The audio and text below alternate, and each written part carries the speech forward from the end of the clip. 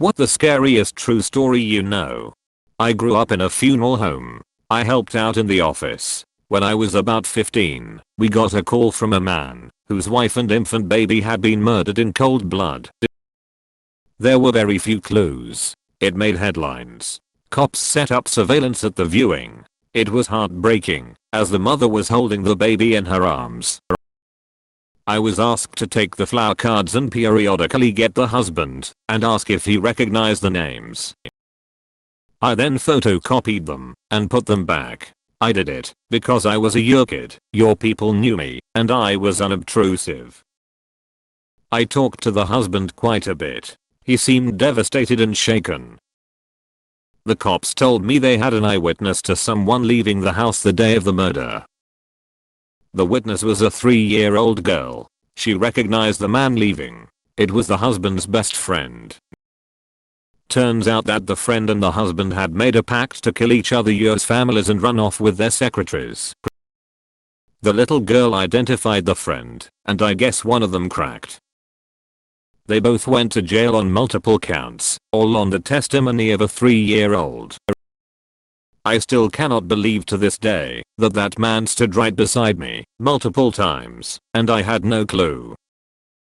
I don't think I ever looked at life the same way after that. Edit. Thanks for the awards, but the wholesome award? Lol. My great aunt woke up in the middle of the night. She heard her dog making these low growls. She was single at the time and living alone in her ranch-style home. She walked out to her living room to check things out. She didn't see or hear anything out of the ordinary, so she decided to make sure her door and front windows were locked. Door was locked. First window she checked was locked. When she lifted the mini blind on the second window, it was wide open and a guy in a ski mask was standing there. She said he laughed this evil laugh and said "Your putty time you." Then he started to climb in. She screamed that she had a gun. Her dog started barking his head off. The would-be rapist decided to bolt. My aunt did get a gun after that and learned how to use it. I can't even think about what would have happened to her if she didn't have her dog to warn her. James Bulger. He was just 2 years old and with his mom running errands. She let go of his hand to pay the cashier and he wandered away. Two 10-year-old boys spotted him, lured him toward them, took him by the hands, and led him away. They took him to a remote location, pushing and kicking at him the whole time. Some people questioned the two kids with the crying toddler, but they lied saying he was their brother and nobody intervened further. They took him to a secluded spot and tortured him. I don't want to recount the torture details, it's just too gruesome. They left his body on some railroad tracks hoping that being run over by a train would make it look like an accident. He was found days later, his body severed in half by a train. The boys were caught and became the youngest convicted murderers in British history. Security footage from the day they took James shows them watching children, picking out a target. And they were just kids themselves. They were released at 18. One of them is back in jail for possessing child abuse photos on his computer. The most terrifying thing about this for me is that my own son is only 2 now, and James's murderers were just children too. It was premeditated and intentional and entirely random. Just a moment to relapse in attention and he became a target of 2 murderous children. *CHILDREN**. To think that children younger than my stepson are capable of such a thing. Ugh. Everything about this case is just horrifying. My dad worked in a morgue during college in the 60 years. One time on the night shift he was training a recent hire who was wheeling a body down the hallway. The body was under a sheet but all of a sudden started to sit up. The guy immediately freaked out, ran out the doors and quit. Apparently a dead body can have muscle contractions and the abs causing it to start sitting up. The more you know, I guess. The scariest true story I know is my own. I grew up with a very mentally ill and abusive father. The summer I was 16 and my younger brother was 13. My father shot my brother with a shotgun at almost point blank range in our basement. Thankfully, it missed his heart by 2 inches, and he is still alive today. I came home that evening to find my stepmother cleaning the blood off the tile floor like there was nothing to see. It was the most terrifying and surreal thing you've ever experienced. One would believe attempted murder would be enough to terminate custody rights, but alas, the police chalked it up to accidental, and my brother and I were too frightened of our father to say otherwise. At 18 and 15, respectively, my brother and I packed up and left the state, never to speak to our father again. To this day, little bits of shrapnel still surface in my brother's chest. Edit. Thank you to everyone who took time to read, comment and upvote. This is not something I regularly share with people. I appreciate all the kindness. During college, I lived in an apartment with a community pool. There were a bunch of us having beers at the pool one night over summer term, and one of my friends ran to jump in the pool, but changed his mind at the last second. His feet slipped out from under him on the wet concrete and he went down.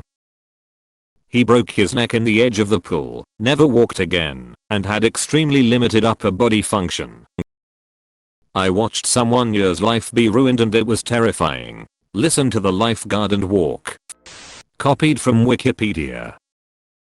Dangal Rasalate, the 19th of May 1983 or the 10th of January 2000, was a Lithuanian girl who was sold as a sex slave in Sweden in late 1999. Her mother had abandoned her when she was 14 years old and left for the USA. When she was 15 to 16 years old, she was sent from Lithuania by an older man who pretended to be her boyfriend. He promised her a job as a berry picker in Sweden and gave her a fake passport. When she arrived in Sweden, a man welcomed her and locked her in an apartment in Malmö. He said she had to pay him 20,000 krona for her passport and the transportation from Lithuania to Sweden. She soon understood she would be working as a prostitute. Rasalate was forced to work as a prostitute for 2 weeks before she escaped the apartment she was imprisoned in. On the 7th of January 2000, she jumped off a bridge in Malmö after escaping from the apartment and getting raped by a group of men who pretended they would help her. She died 3 days later at a hospital. Her case stirred much debate on human trafficking. I had a guy tell me a story a couple decades ago about how he was hiking in an area in South America and wandered away from other hikers in the area. The ground was wet, and without warning it gave away, and he got sucked into a fast-moving underground river, pitch black, completely submerged, and at the mercy of the current as it buffeted him against the sides of the tunnel. After some time the current subsided, and he realized he was in a larger pocket, still pitch black and submerged. He said that even as he struggled to hold his breath, he didn't panic, and realized that the water had to keep moving somewhere, so he moved around, until he found another tunnel, that sucked him in. At one point he began to see light, so he punched upwards, broke through the ground, and pulled himself out, soaking wet, gasping for air, and a bit of a distance from the other dry hikers, who were somewhat bewildered when they saw him straggling up to them. Everything to do with Haj Mohammed Mesfui. He was a shoemaker who lived in Morocco in the late 19th and early 20th century. He and his accomplice, a 70-year-old woman called Anab, used to drug and kill young women who came to the shop. Eventually one of the victim's parents traced her movements to the shop, and after the remains of 36 mutilated corpses were discovered nearby, Mesfui and Anab were questioned and tortured. Anna didn't survive, but Mesfui confessed to murdering them, usually for a tiny amount of money. His initial sentence was crucifixion, a very unusual punishment even then. However, there were many protests from powerful foreign embassies, and Morocco couldn't do much against them. Instead he was sentenced to beheading, a more common punishment. However, the mood in Marrakech was that this was far too lenient, so they settled on immurement, being walled up alive. A special cell was constructed in the wall of the bazaar, about 2x 6 feet. Chains were attached to one wall to ensure he would be kept standing. Mesfui wasn't told of his fate until the morning of his execution, when he was led, screaming, in chains and slowly bricked up inside. Once the last course had been laid, the crowd would fall silent until he started screaming, when they would cheer.